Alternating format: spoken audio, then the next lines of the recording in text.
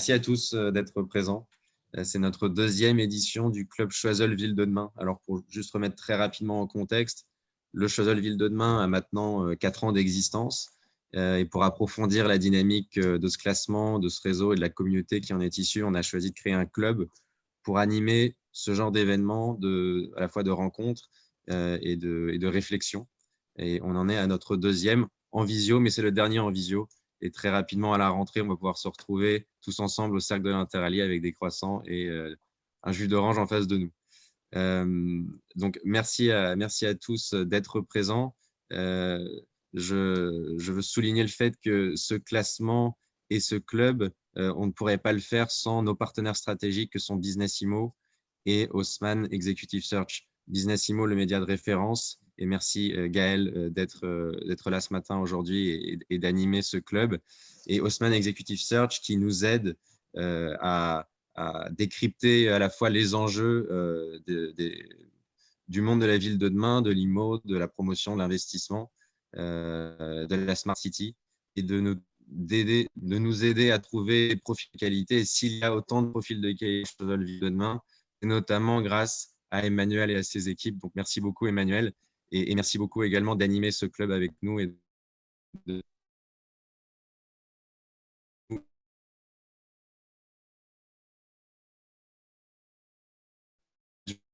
post-Covid.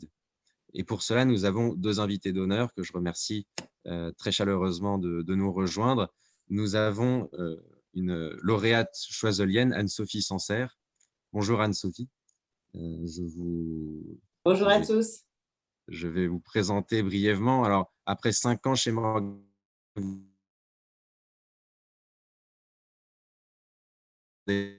en Europe du Sud. Directrice générale. Directrice générale, je crois qu'il y avait une Directrice générale des opérations Europe du Sud, pardon. COO, comme on dit. Donc, voilà.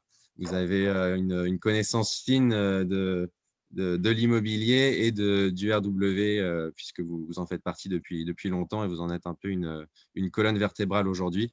Et donc, comme je le disais, vous êtes une lauréate Choiseul, une choiseliette à la fois une choiselienne Ville de demain et Cessan. Et nous avons, pour vous donner la réplique, puisque c'est le format de ce club, Olivier Vignol, donc, qui n'est pas choiselien, mais… je suis très vexé, je suis très vexé, moi. Mais vous auriez pu l'être puisque vous avez eu une très belle carrière avec des postes à haute responsabilité. Vous étiez directeur général adjoint à la Société foncière lyonnaise. Vous avez été directeur général au Crédit agricole immobilier de 2005 à 2009 et puis CEO de Alliance Real Estate France de 2009 à 2015. Et vous êtes depuis 2015 le directeur général de ICAD. Donc ICAD, en quelques mots, c'est la filiale IMO de la CDC, un opérateur immobilier intégré. Non, c'est pas la filiale immobilière de la CDC. C'est une société immobilière cotée dont la CDC est le premier actionnaire. Pas tout à fait la même chose. Pardon, vous avez raison. C'est pas le même lien, absolument. C'est une foncière de bureaux et de santé, un promoteur logement, tertiaire, d'équipements publics, et vous concevez, vous construisez, vous gérez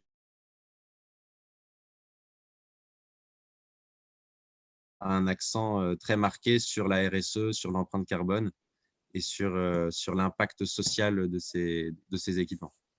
Donc, je vous remercie à tous les deux d'être là. Vous représentez en fait chacun un effectif de taille significative, puisque chez ICAD, vous êtes, je crois, 1200 collaborateurs, et chez Unibail, si je ne me trompe pas, vous êtes un peu plus de 3200 collaborateurs, et vous représentez aussi une grande diversité de métiers du secteur immobilier. Donc, ça va être intéressant de vous entendre parler sur ce thème du management des talents post-Covid. On va faire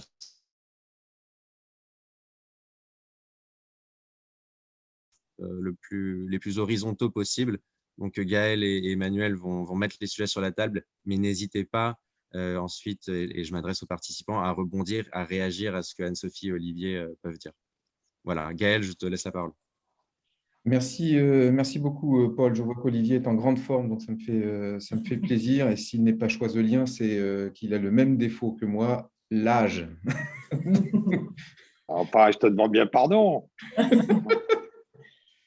On va se projeter dans le post-Covid. Je vous demande de faire fi du variant Delta qui est en train de peut-être d'inaugurer ou d'annoncer une 4e vague, mais on va se dire qu'effectivement, c'est notre dernier webinaire et qu'on va se retrouver physiquement très, très prochainement. Je voudrais savoir tous les deux d'abord les premières leçons que vous tirez chacun de la crise sanitaire dans le management d'abord de vos équipes. Qu'est-ce qui vous a rassuré dans le mode de fonctionnement de vos équipes pendant ces confinements et ces couvre-feux perpétuels? Qu'est-ce qui vous a déçu dans l'attitude et dans le management de vos équipes? Et puis aussi, qu'est-ce qui vous a surpris? C'est 3 questions en une, mais j'aimerais bien avoir un petit peu votre retour. Anne-Sophie, Olivier, le premier qui veut, démarre. Ladies first. Et ben voilà. Merci. Alors, moi, la première chose que j'aimerais partager avec vous, c'est cette crise a révélé vraiment le fait qu'il fallait donner du sens au travail, aux équipes. C'est pourquoi on est là, pourquoi on fait ça. Tout le monde s'est posé beaucoup de questions pendant cette crise.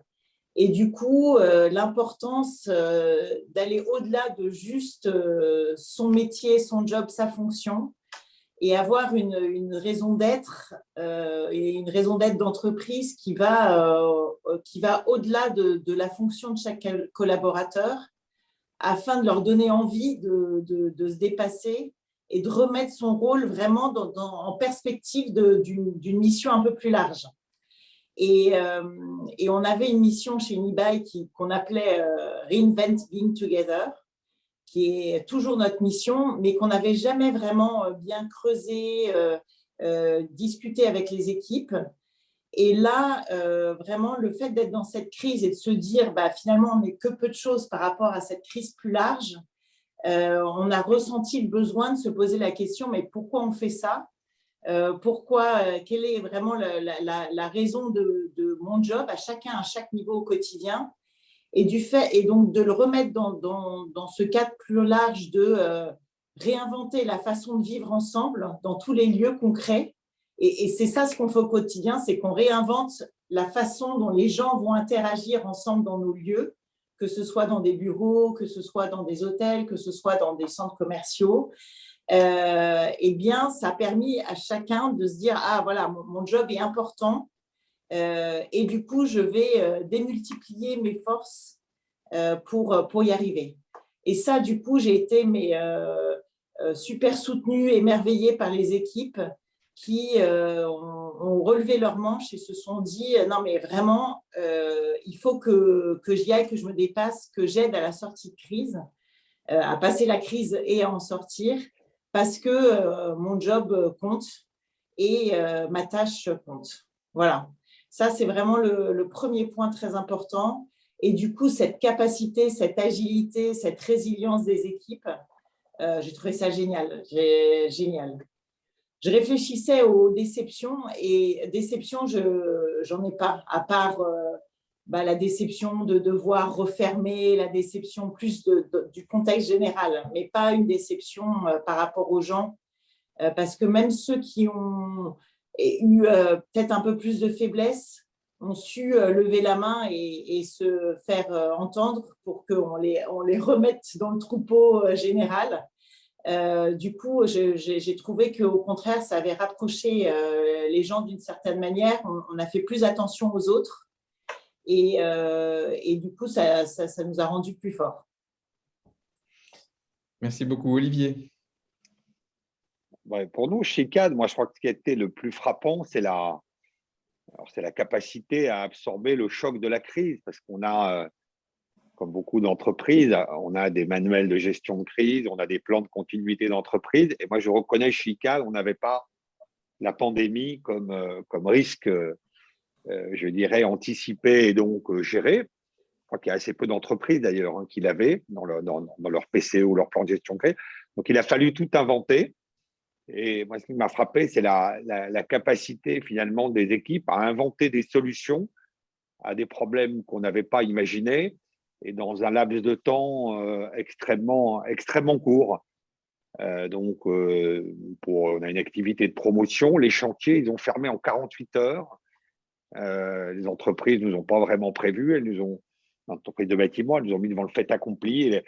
Et donc, derrière, il a fallu que les équipes inventent, savoir comment on gérait les retards de livraison, les relations avec les clients, avec les futurs locataires, etc. Donc, ils ont cette capacité à inventer des solutions dans un laps de temps très court. Voilà, ça m'a beaucoup frappé. Beaucoup frappé qu'évidemment, on prévoit tout un tas de cas, de crises possibles, de problèmes possibles dans les sujets de gestion de risque. Puis évidemment, celui qui vous tombe dessus, ce n'est pas celui qu'on avait imaginé. Et bien, malgré ça, voilà, l'entreprise continue à fonctionner. Donc ça a été très frappant.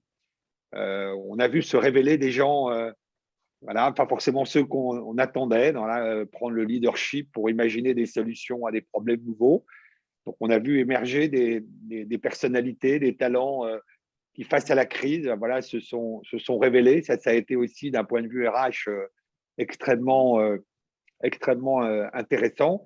Et puis, un peu comme le soulignait Anne-Sophie, évidemment, la grande solidarité entre les équipes, c'est-à-dire que face aux problèmes, face à l'adversité, je pense que finalement, les gens oublient voilà, leurs leurs difficultés relationnelles éventuelles et pour faire corps face à cette immense difficulté qui nous est tombée, notamment au moment du premier confinement au printemps 2020.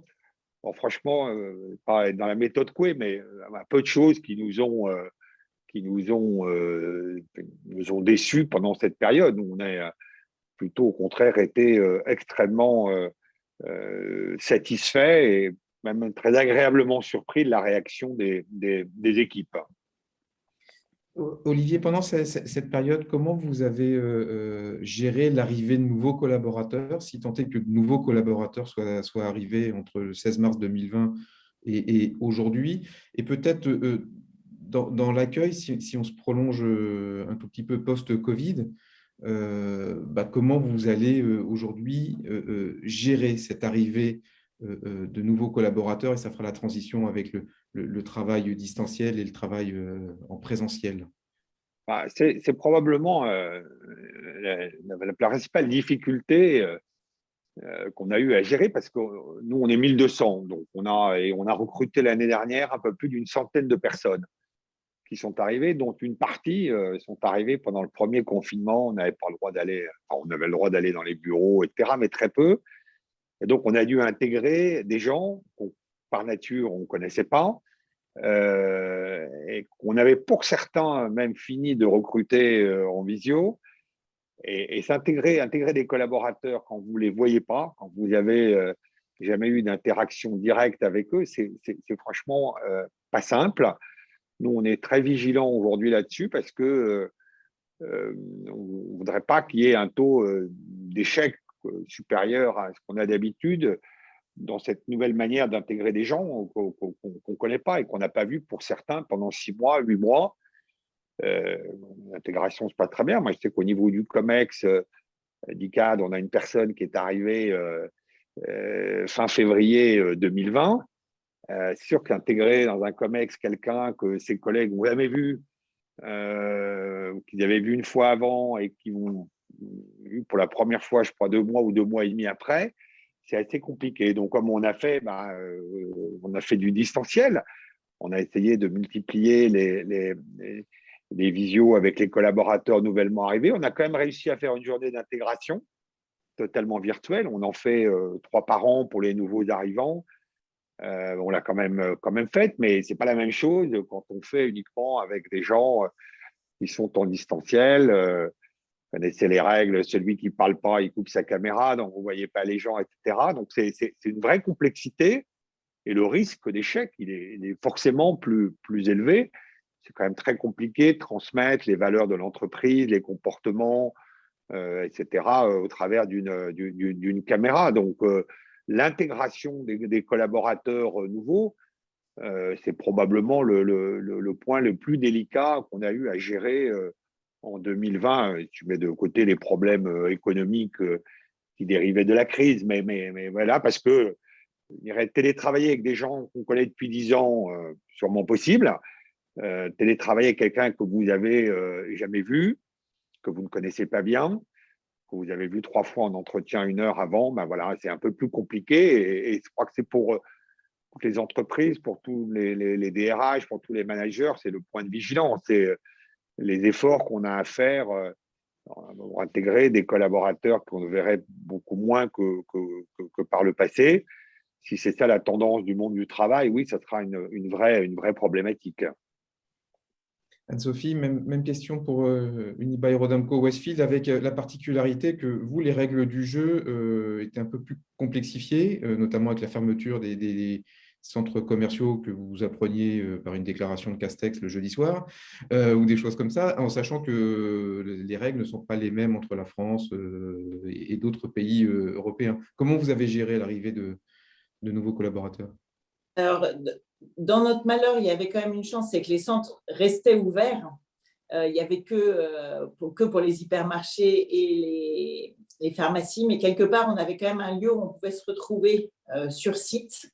Donc là, pour les collaborateurs sur site, ça permettait quand même de se rencontrer. Et moi, j'ai fait l'effort d'aller les rencontrer. Alors, pas partout quand c'était trop loin en dehors de Paris, mais d'essayer en fait de leur montrer la proximité à tout niveau de la hiérarchie, quel que soit leur niveau d'entrée, justement. Et donc, les managers plus seniors aussi prenaient le temps pour eux, pour leur montrer qu'on avait besoin d'eux et qu'ils étaient importants. Leur manager direct, évidemment, et effectivement des meetings en Teams avec l'équipe.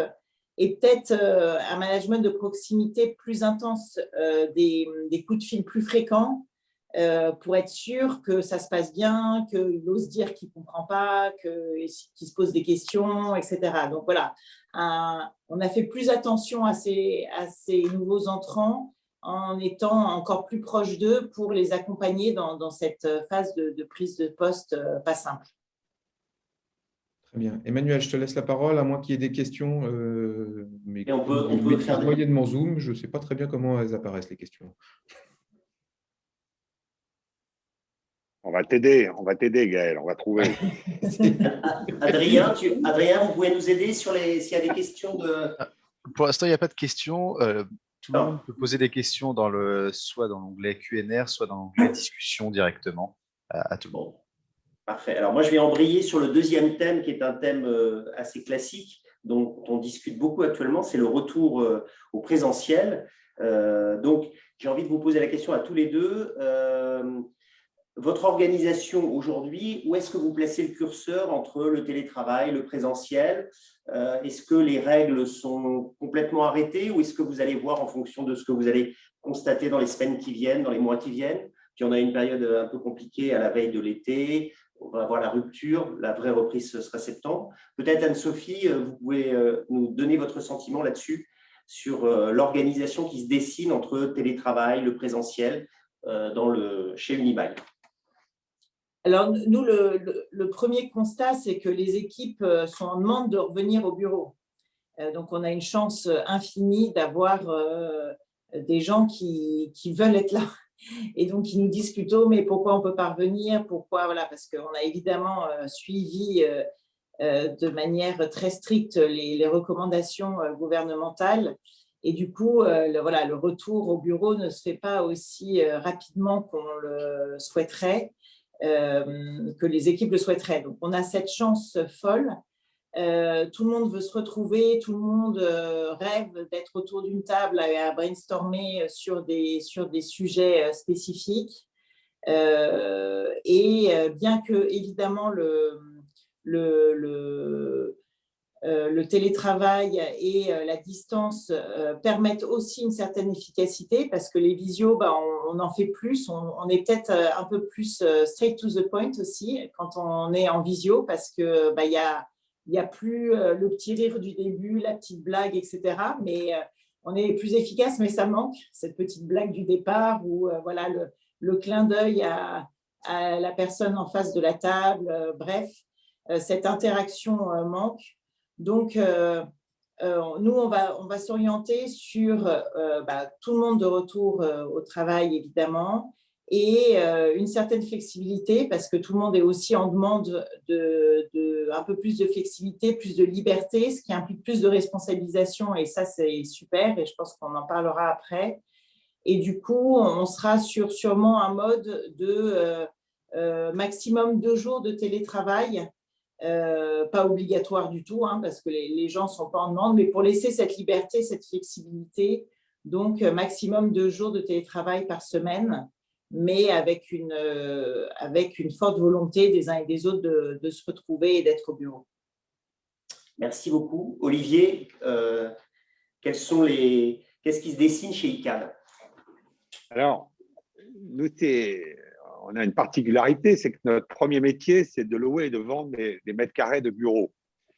Donc, moi, je porte un discours chez ICAD qui n'est pas forcément sûr qu'il fasse 100% le consensus, mais que quand on a un premier métier qui est de louer, de vendre des mètres carrés de bureaux à des investisseurs ou à des gros locataires, je crois qu'on a quelque part, on est en mission pour dire que les entreprises, elles sont les plus efficaces, les plus productives, les plus conviviales quand elles fonctionnent dans des immeubles de bureaux. C'est d'ailleurs intéressant la phrase qu'a utilisée Anne-Sophie, elle a dit pour le retour au travail. En fait, je crois que la question en tout cas, moi je ne le vis pas comme ça, ce n'est pas le retour au travail versus, c'est le retour dans un immeuble de bureau ou pas. Et donc, c'est vrai que nous, on est tout à la fois très respectueux des consignes gouvernementales, parce que voilà, c'est notre responsabilité d'employeur, voilà, de suivre ces consignes. Donc, on est aujourd'hui en fonctionnement.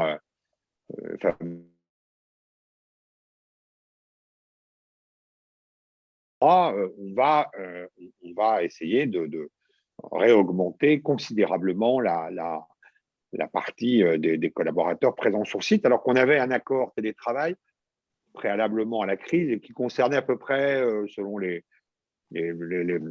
localisations, mais environ un tiers des collaborateurs. On a le sentiment qu'on va probablement faire face à un afflux très, très significatif de demandes, d'avenants, de contrats de travail pour implanter le télétravail, beaucoup de collaborateurs. Mais voilà, compte tenu de ce qu'est notre premier métier, on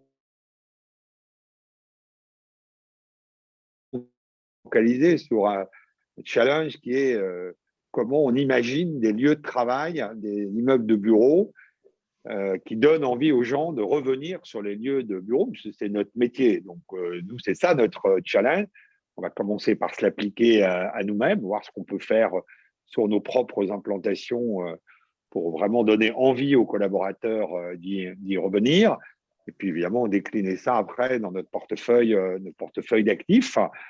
C'est un petit peu ça. Et donc, moi, effectivement, j'indique aux collaborateurs, d'abord, plus ils vont monter dans la hiérarchie, moins ils auront accès au télétravail. Je pense que finalement, la principale justification, probablement, du télétravail, on voit, on a fait beaucoup de sondages à l'intérieur de l'entreprise. En fait, en Ile-de-France, des gens qui font 1h15, 1h30 de transport dans chaque sens, 2h30 à 3h par jour, on peut se demander si vraiment ça a un sens. Mais on a, nous, la mission de démontrer que les entreprises fonctionnent bien, voire mieux, quand les collaborateurs interagissent ensemble en présentiel. Mais encore une fois, parce que c'est notre métier. Enfin, c'est un peu comme, imagine pas quelqu'un chez Air France conseiller de prendre l'avion, conseiller de prendre le train, ou chez Renault se transporter en bicyclette. Donc voilà, nous, on vend et on loue des mètres carrés de bureaux. Donc, on va expliquer à tout le monde que c'est le meilleur fonctionnement possible pour une entreprise. Merci beaucoup. La deuxième question que j'ai envie de vous poser, c'est, on parle beaucoup de changement en termes de management. Est-ce que vous pensez que cette situation inédite qu'on vient de vivre pendant des mois, dans la façon dont vous interagissez avec vos collaborateurs ou vous managez vos collaborateurs, tant en termes de top management que de middle management? Anne-Sophie, est-ce que ça implique, est-ce qu'il y a eu des changements ou est-ce qu'il va y avoir des changements en termes de management? Moi, je pense que ça va amener encore plus de responsabilisation des équipes. Alors, chez Unibail Rodamco Westfield, on était déjà à vraiment mettre en avant les jeunes et leur donner toutes les cartes en main pour prendre des décisions, pour avancer. Donc, être responsabilisé très tôt. Et en fait, la distance, le fait de travailler un peu de partout, que ce soit au bureau, que ce soit dans nos actifs, dans nos centres ou à la maison, fait que le manager doit fixer des objectifs et un timing assez clair, plus clair qu'avant, parce qu'il ne va pas forcément croiser son collaborateur toutes les 5 minutes. Et pour les collaborateurs, eh bien, plus de responsabilisation, plus d'ownership. Et donc, on attend d'eux encore plus de vas-y, tu prends ton sujet, débrouille-toi avec, sois entrepreneur et agis pour faire en sorte d'atteindre les résultats et n'attends pas toujours l'étape d'après et que ton boss te dise quoi faire. Et ça, je pense que c'est une vocation super positive, supplémentaire de cette crise en disant on était évidemment un petit peu plus seul, il n'y avait pas toujours quelqu'un au coin d'un couloir pour répondre à nos questions. Et donc, nous, ce qu'on demande à nos collaborateurs, c'est encore plus de responsabilisation, encore plus d'ownership en se disant, vas-y, tu as toutes les cartes en main et avance avec ton sujet et tu viens me voir quand tu as un problème, mais sinon, je m'attends à ce que tu te débrouilles. Et ça, c'est une vraie demande aussi. Ça va avec cette espèce d'élan aussi de liberté, de prise de conscience qu'on peut très bien travailler de manière très différente et du coup, et de remise dans le contexte global en se disant, moi, si je veux travailler un peu plus tard, prendre 1 heure dans la journée pour faire autre chose, il n'y a pas de problème. Le tout, c'est que le résultat soit là. Voilà, que les choses soient faites. Merci beaucoup. Comment ça se passe chez ICA de ce point de vue-là? Je crois que la leçon qu'on va tirer, c'est après je ne le formulerai pas forcément exactement comme le disait Anne-Sophie, mais on a vu que pendant la crise, les équipes étaient vraiment, pas qu'on ne le pensait pas avant, mais étaient capables d'imaginer des solutions face à la difficulté, face aux problèmes. Donc, évidemment, la conséquence ou la conclusion qu'on en tire, c'est que ils peuvent évidemment être plein d'initiatives dans une phase de fonctionnement, on l'espère, pas si ça sera en juillet ou en septembre, mais de fonctionnement normal de l'entreprise et de nos marchés. Donc, ça va conduire probablement à laisser les équipes, quel que soit d'ailleurs leur niveau de responsabilité dans l'entreprise, avec probablement des marges de manœuvre plus importantes que celles qu'on avait auparavant, puisque cette crise a permis de démontrer, encore une fois, que quand on fait confiance au corps social, il délivre, quoi. Il délivre et que donc, il a délivré en période de crise, mais il peut délivrer, je dirais, grâce à ces initiatives, je dirais, voilà, en mode de fonctionnement normal. Après ça, moi, je ne suis pas complètement convaincu que le mode de gestion et de fonctionnement des entreprises sera si différent que ça, je dirais, dans post-crise qu'il ne l'était avant. On a eu cette parenthèse très, très compliquée que finalement, beaucoup d'entreprises ont su gérer de manière remarquable. Et après, je pense que vous avez une faculté d'oubli assez rapide, et ça qui est fort dans les sociétés, et que donc, ouais, naturellement, les entreprises vont retrouver ce que est leur image, leur culture d'entreprise, leur ADN, et chacune a ses particularités. Je ne suis pas personnellement convaincu que cette crise sera une rupture si marquée que ça sur le plan du fonctionnement des entreprises et sur les pratiques managériales, mais peut-être me trompe. C'est mon intuition, ma conviction, mais je ne prétends pas du tout avoir raison. Mais moi, c'est comme ça que je le vis. Merci beaucoup. La dernière question, c'est un peu le lien avec le travail. Est-ce que vous trouvez, finalement, c'est un message assez optimiste que vous délivrez tous les deux. Donc, à vous entendre, le lien avec le travail, c'est plutôt raffermi que distendu. Il est encore plus fort avec l'entreprise, ou la demande de travail, de conserver son travail, d'être en présentiel aussi, c'est raffermi? Anne-Sophie? Moi, je pense sincèrement que le travail et le fait d'être ensemble a manqué aux uns et aux autres. Alors, je ne dis pas qu'on s'est arrêté de travailler, hein, tout le monde a beaucoup travaillé, mais que ce lien, que cette sociabilité du travail, le fait de se retrouver dans un lieu convivial, dans un lieu où on se sent bien, qui sont les bureaux ou qui sont pour nous aussi les centres commerciaux, qui sont des bureaux pour certains et des lieux plus de loisirs pour d'autres. Bref, plus de convivialité, plus d'échanges et le fait, la prise de conscience qu'en fait, on aime se retrouver. Donc, même si moi, je sens un besoin quand même de liberté, de confiance, du coup, plus de confiance vis-à-vis des équipes et plus de responsabilisation et du coup, un peu plus de flexibilité. Je suis complètement convaincue que les gens ont envie d'être ensemble dans un lieu et que le bureau est encore vital et même encore plus qu'avant. Et un bureau, un espace de bureau, là, on est en train de rénover, nous, notre siège à Adenauer, un espace de bureau plus convivial où on a plaisir à se retrouver et où on s'y sent bien, presque comme à la maison. Quand on se sent bien à la maison, on se sent bien au bureau et du coup, on a envie d'être là et de se retrouver ensemble. Donc, pour moi, le bureau est essentiel et tout le monde s'en est vraiment rendu compte pendant cette crise. Olivier, même chose, vous aviez rénové vos bureaux avant la crise, vous. Vous aviez… On avait déménagé pas très longtemps avant, mais on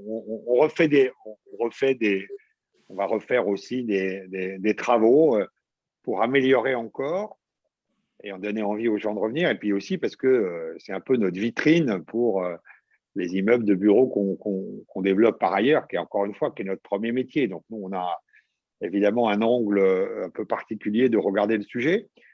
Après, sur le lien au travail, c'est paradoxe. On peut dire, quand on était tous dans la salle d'attente, je ne sais plus lequel d'entre nous avait le point avec la couverture du point du dernier exemplaire à la main. Et d'ailleurs, la couverture, pour ceux qui l'ont lu, est assez en décalage par rapport à l'article. Moi, je crois au contraire que cette crise, elle a remis la valeur travail vraiment au sens production, productivité, au cœur vraiment des entreprises. Qu'on a vu globalement, je pense que la plupart des entreprises, les gens ont travaillé plus. Et en plus, pour des résultats parfois un peu moins bons que par le passé, parce que voilà, on a travaillé plus et des résultats un peu moins bons. On va continuer à travailler plus, je pense, voilà, parce que la sortie de crise va être pour quand même beaucoup d'entreprises assez challenging. Hein, donc, cet effort supplémentaire pour sortir les résultats va continuer. Hein. Bon, le niveau global de l'économie française, on dit qu'on ne retrouvera probablement pas avant 2023 le niveau de production de 2019. Donc, on voit bien qu'on va devoir continuer à travailler plus. Et nous, on a cette conviction, même si on est un peu dans la méthode Coué sur le sujet, c'est que c'est ensemble que c'est le plus facile de fournir cet effort de travail un peu intensif. Plus de responsabilité, comme on disait, plus d'initiative, ça c'est sûr, c'est probablement l'une des leçons de la crise. Après, moi j'ai envie de dire l'histoire distancielle, présentielle, chaque entreprise va le vivre avec sa culture, ses envies. Nous, chez ICAD, compte tenu de notre métier, voilà, on va le vivre d'une certaine manière. Je ne suis pas si convaincu que ça, encore une fois, que ce sera la grande rupture.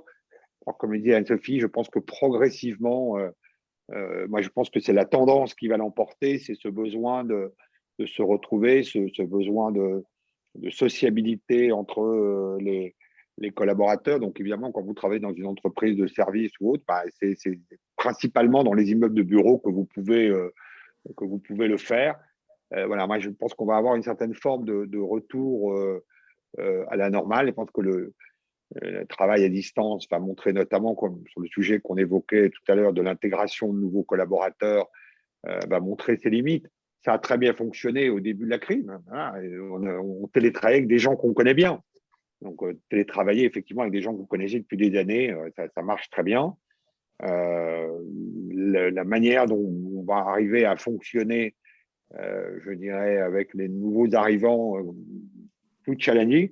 Et après, je pense que beaucoup de gens vont aussi voir probablement progressivement le risque si le télétravail ou le distanciel se développait considérablement, ce qui après tout pourrait arriver. Il y avait aussi une évolution qui pourrait être dans la nature du contrat de travail, le rapport à l'entreprise. Et compte tenu de l'attachement de beaucoup de gens en France au contrat de travail à durée indéterminée, je ne suis pas sûr qu'une évolution vers l'auto-entrepreneuriat, la prestation de services, etc., qui peut arriver avec le distanciel, hein, progressivement, avec des gens travaillent à distance, avec finalement pour une société, mais pour plusieurs. Je ne suis pas sûr que ce soit ce à quoi la société française aspire, mais encore une fois, l'évolution de ces tendances sociétales, on peut faire des hypothèses, on peut faire des paris, on peut avoir des convictions, mais on verra dans les mois et les années à venir comment tout cela évolue. Merci beaucoup. Il y a peut-être des questions, parce que c'est un thème qui va générer pas mal de questions. Oui, oui. Il y a une question notamment qui renvoie un petit peu à la notion de flexibilité, de confiance, de responsabilisation, d'autonomie que vous évoquiez. Si moi, Futur Talent, et je vais la reprendre, elle est posée par, zut, je l'ai perdu, par Séventorossian, pardon. Si moi, Nouveau Talent, je veux postuler chez vous et je n'ai pas forcément envie d'être Porte Dauphine ou à Issy-les-Moulineaux et que je vous propose de mettre mes talents à votre disposition, mais que je reste en région. Je peux monter de temps en temps, je peux redescendre. Comment vous percevez ça? Comment ces demandes sont perçues? Et notamment, on voit pas mal de jeunes, ou moins jeunes d'ailleurs, qui, dans des entretiens d'embauche pour se vendre, parlent d'un meilleur équilibre entre vie perso, vie professionnelle. Comment vous, quand vous recrutez quelqu'un, vous regardez ce type de candidat et ce type de talent? Vous direz pas, nous, on réfléchit. Nous, on a 25 implantations en France. On est une société essentiellement française. On a une activité de santé à l'international, mais avec peu de collaborateurs. Et donc, nous, on est en train de réfléchir à voir comment, effectivement, proposer à des gens dont l'équipe pourrait être basée en Île-de-France, mais qui voudraient s'installer en région, comment ils peuvent s'insérer, mais en venant travailler dans les locaux d'ICAD en région, puisqu'on en a à peu près partout en France, y compris dans les territoires d'outre-mer. Donc, si certains de nos auditeurs voudraient s'installer à La Réunion, à la Martinique, là, on peut même les accueillir dans les bureaux d'ICAD. Donc, ça, c'est quelque chose auquel on réfléchit.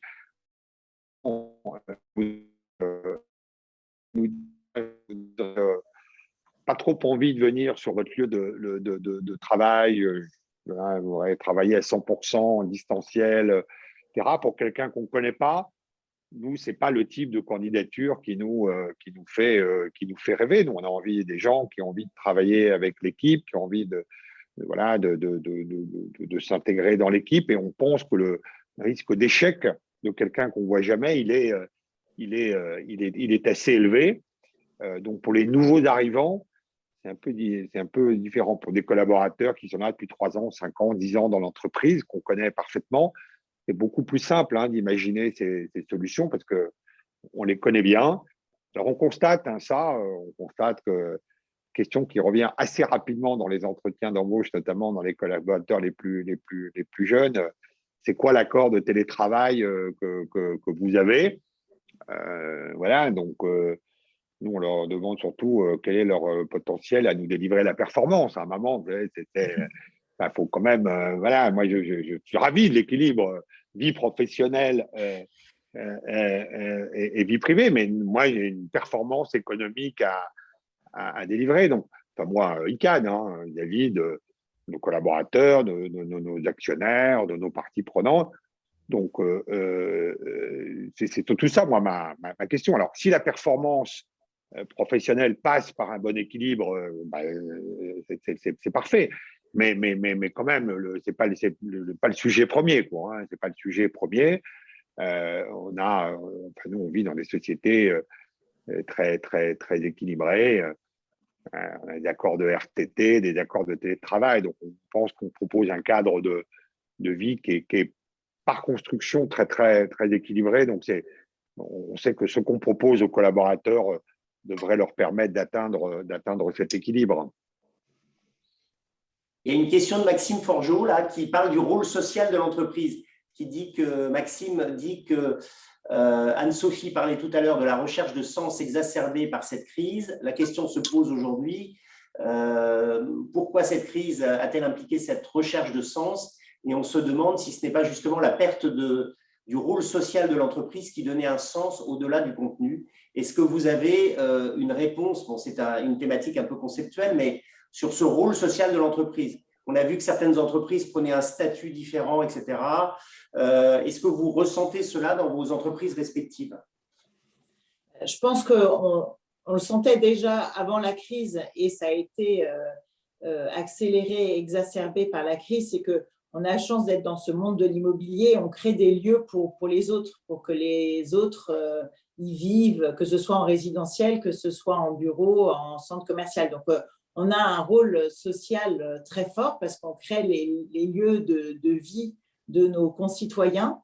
Un rôle social aussi très important parce que on crée de l'emploi, on est des acteurs économiques très forts. Un rôle social au travers de toute la RSE qui est quand même de plus en plus importante. Et donc, du coup, il y a une prise de conscience de l'importance du territoire, du local et de bien s'insérer dans ce territoire, dans ce local et d'être du coup proche du local. Donc ça, pour moi, ça c'est vraiment quelque chose de très important et de contribuer positivement à son territoire.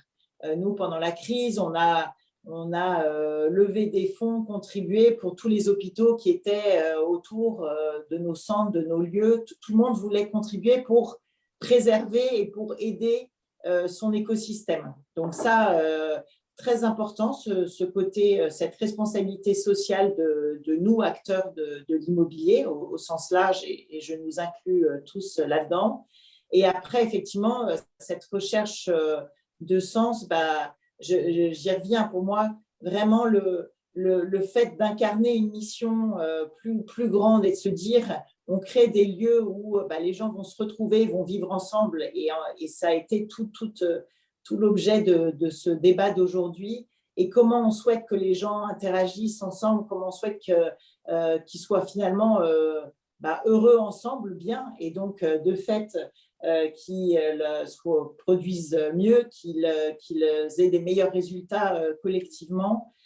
C'est de notre responsabilité et finalement, ça répond à une demande de bien-être collectif très important. Et donc, de savoir que nous, on a notre petite pierre à jouer, notre petit rôle à jouer dans cet édifice très important de construction sociale commune, je trouve que c'est génial, c'est hyper enthousiasmant et ça donne envie, quoi, et ça donne envie de venir bosser dans des entreprises comme chez URW ou chez ICAD. Mais est-ce que ce n'est pas le lieu, justement, qui est le lien social de l'entreprise et pour manager, retenir les talents ou les attirer? Est-ce que ce lieu, quand on est une entreprise du secteur tertiaire, ce n'est pas le bureau, Olivier? Il y contribue.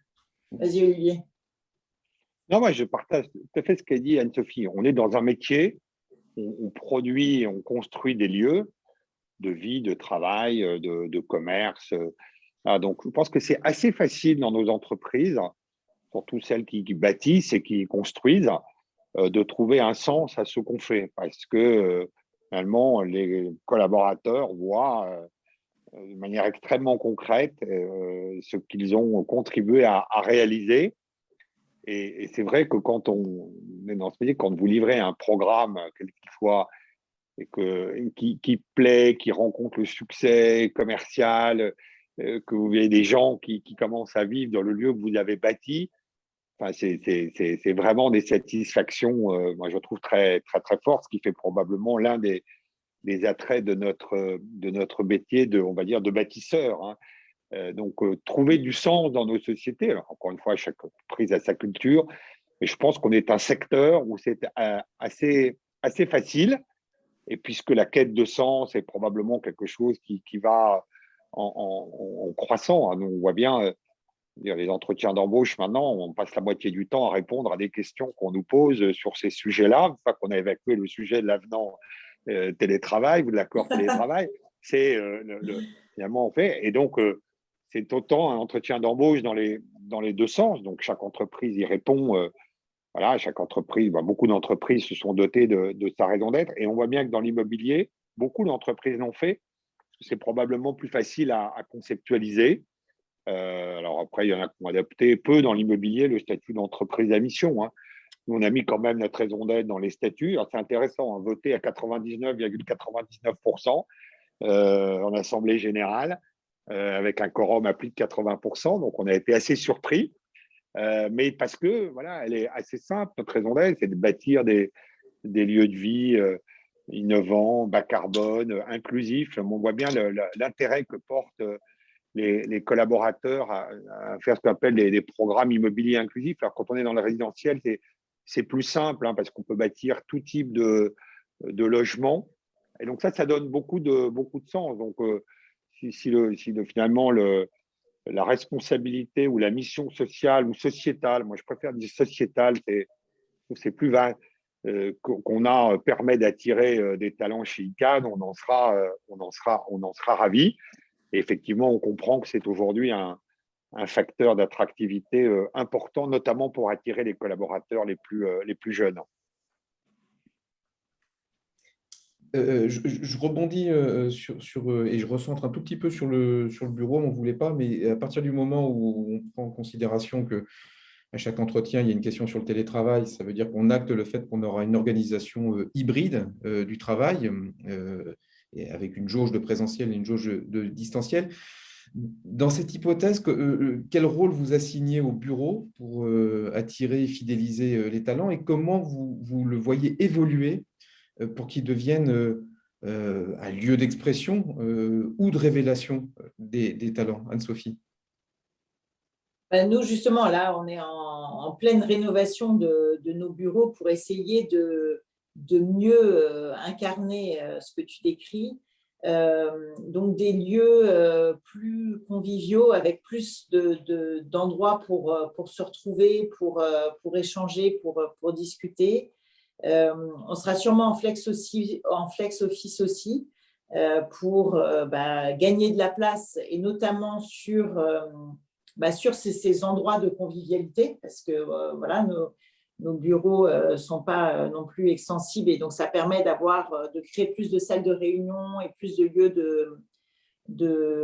pour se retrouver. On en discutait aussi en préparant tout ça, des lieux aussi de silence au bureau, très important parce que tout le monde n'a pas la chance d'avoir des très grands appartements et pas de voisins qui font des travaux ou des enfants dans les pattes. Donc aussi la joie de se retrouver dans un lieu complètement calme au bureau aussi. Donc il faut savoir osciller entre un cadre de travail qui permet la convivialité, des salles de réunion pour l'échange, du brainstorming et aussi pour du silence, pour de la réflexion, pour pouvoir se prendre un contrat, le lire en détail, bref. Donc, avoir tous ces espaces de vie au bureau pour performer au mieux et effectivement avoir envie d'y aller, tout simplement. Olivier, sur le bureau? Moi, c'est très intéressant, c'est si vous regardez ce qu'ont fait les GAFA sur les entreprises les plus tech, qui apparaissent comme parfois très innovantes également en matière de management, se font construire des sièges absolument incroyables.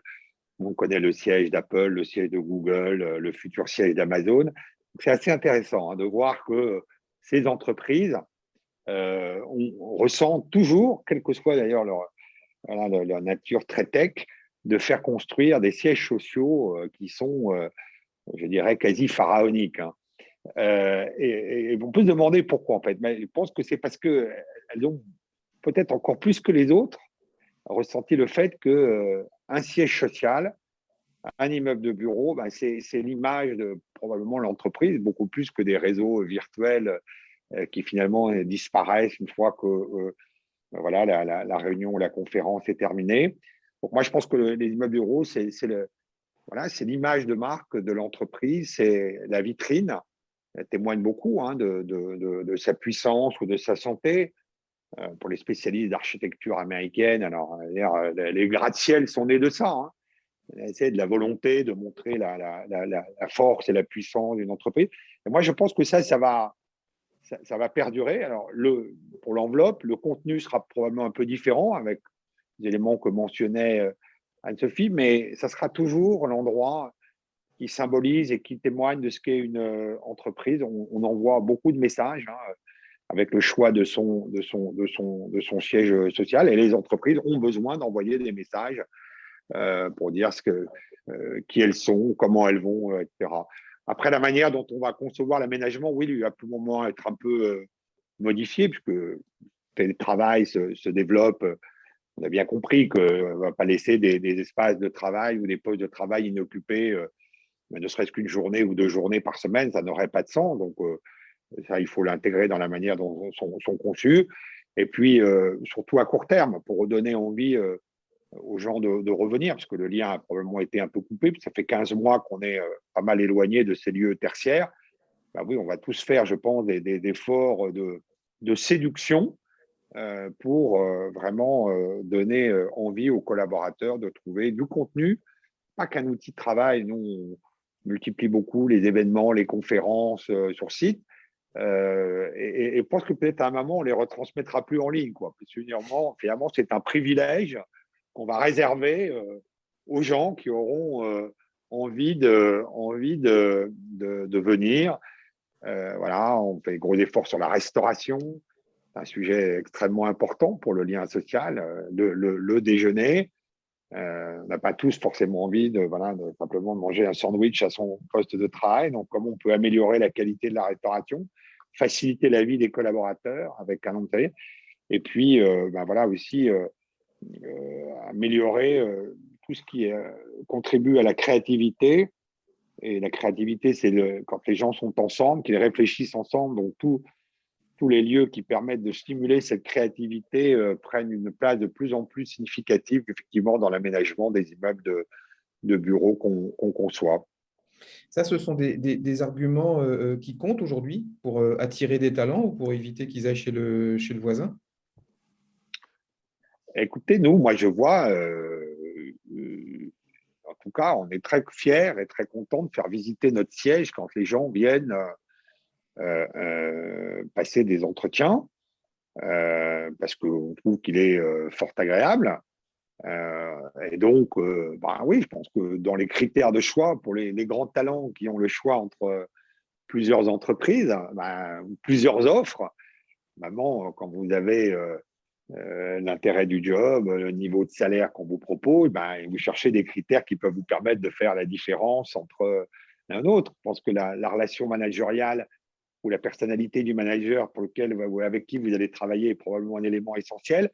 Mais enfin, quand vous cherchez à la fin des critères pour comparer des entreprises ou des offres d'emploi, oui, le lieu de travail en est sûrement un.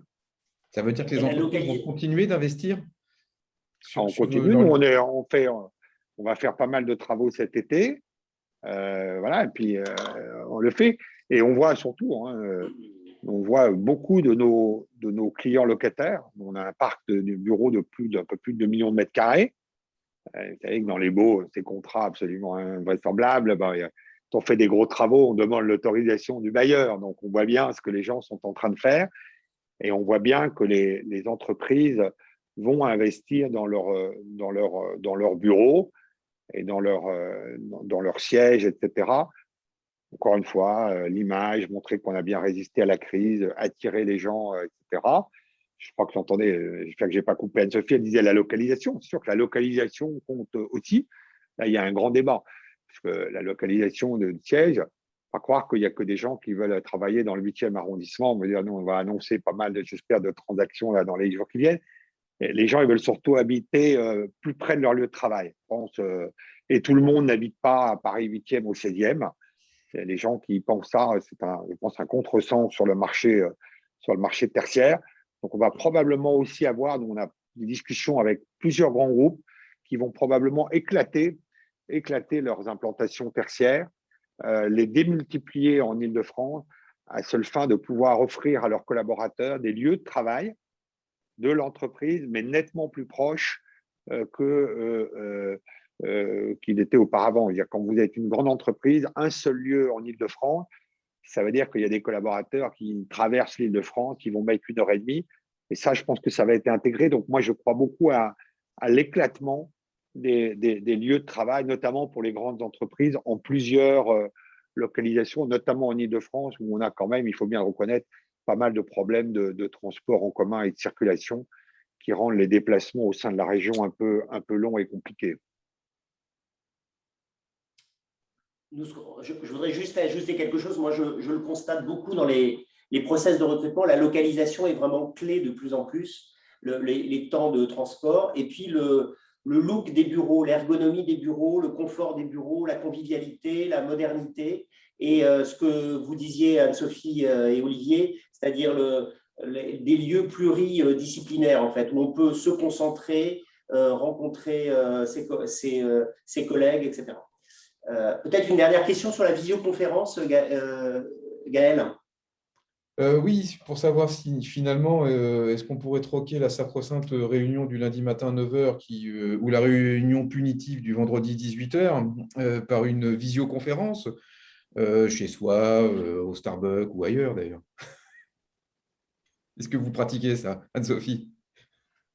Moi, je faisais déjà avant cette crise très attention à avoir à peu près en tête. Moi, je ne suis pas du tout pour aller dans le détail, dans le perso des collaborateurs. Je m'en fiche de ce qu'ils font de leur journée. Je veux juste que le travail soit fait et que le résultat soit là et où ils sont. Donc, c'était déjà ma ligne de conduite.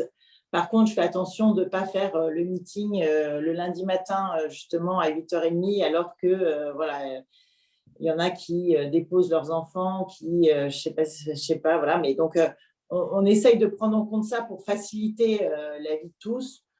Pourquoi pas un mode visio et équipe en présentiel. Tout ce qui comptera, c'est la capacité à travailler au mieux ensemble et on adaptera derrière. Voilà. Si ça ne marche pas et si on sent… je pense que les collaborateurs, ils le sentiront eux-mêmes. Ceux qui sont tout le temps en visio, qui ne sont pas avec les autres, qui ne sont pas là à participer, ils sentiront qu'ils manqueront quelque chose.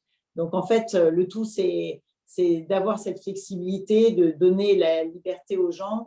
Et puis évidemment, pourquoi pas de pouvoir aller en visio le lundi matin et le vendredi soir, mais je pense que si c'est tous les lundis matins et tous les vendredis soirs, il faut l'acter, quoi. On sera dans un mode à ce moment-là différent et il faut en parler.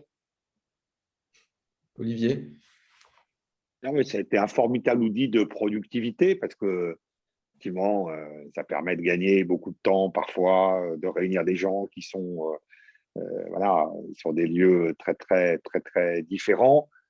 Donc, je pense que vraiment, les outils, on investit énormément dans ces matériels. Je vois l'investissement pour améliorer la qualité. Après, c'est très intéressant de voir dans les collaborateurs la manière dont les gens utilisent ça. Vous avez ceux qui, effectivement, utilisent leur caméra et nous montrent leurs intérieurs quand ils sont chez eux. Vous avez les gens comme moi qui mettent une photo virtuelle derrière. Ça, vous ne voyez pas que je suis à la plage. Parce que moi, vendredi à 9 h 30, c'est terminé pour moi la semaine. Puis vous avez ceux qui ne mettent jamais leur caméra, qui se connectent que par le téléphone. Et ça, comme le disait Anne-Sophie, ça va conduire à ça va segmenter les collaborateurs. Et je ne crois pas en fait que des collaborateurs qui on verrait jamais, même derrière leur caméra, qui se connaîtraient que par téléphone et qui passeraient leur temps chez eux, je ne crois pas que ces gens-là auront un grand avenir dans les entreprises en général, parce que voilà, le management, déjà, c'est la relation personnelle, quasi physique que vous pouvez avoir avec les gens, la capacité à les convaincre, voilà, tout ce qui passe dans le regard, etc., tout ça, ça passe pas dans la caméra, hein. Donc, voilà, et moi, si j'avais un conseil, moi, ma carrière est derrière moi, donc peu importe, mais pour les collaborateurs les plus jeunes, ceux qui ont de l'ambition et qui ont envie de progresser, je les mettrais légèrement en garde au fait de rester séjourner derrière un téléphone, à vouloir converser avec la terre entière. Je ne pense pas que ce soit comme ça qu'ils arriveront à progresser significativement dans les entreprises, mais c'est le point de vue d'un vieux qui n'a pas été élu par Choiseul pour la ville de demain. Il l'aurait peut-être été pour la ville d'hier, j'en sais rien, et encore. Mais voilà, c'est la manière dont je ressens les choses. Merci beaucoup. Ça, c'est de la sagesse. Merci Olivier. Merci Anne-Sophie. Je vois qu'il est 9h33. On a peut-être terminé. On voulait rester dans un format court parce que si certains ont fini leur journée, d'autres vont peut-être la démarrer. Je vous remercie beaucoup. Je te laisse conclure. Merci à vous. Emmanuel. Merci beaucoup à vous de nous avoir fait partager votre vision sur tous ces thèmes finalement qui s'entrecroisent entre les ressources humaines, l'organisation des bureaux, la marque employeur de chacune des entreprises. On n'en a pas parlé, mais vous avez une marque employeur très forte et ça, c'est très important pour le futur, pour attirer des talents, pour retenir les talents. Voilà. Je ne sais pas s'il y a des questions, une ou deux, mais bon, je pense qu'on a fini. On a été très ponctuel. Il est 9h34. Et donc, on vous enverra le lien pour que vous fassiez un relais. Merci beaucoup à tous. Merci. Bientôt, au revoir. Au revoir.